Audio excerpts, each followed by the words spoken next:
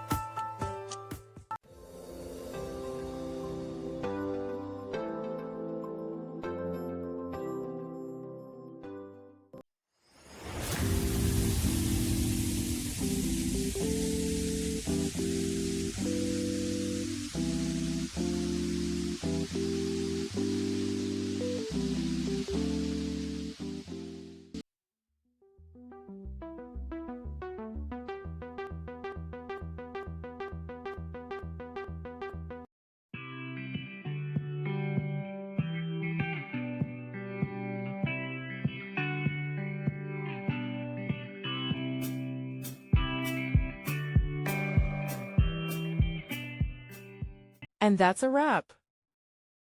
I hope you found the answer you were looking for. If you did, take a second to hit that subscribe button. It really helps out.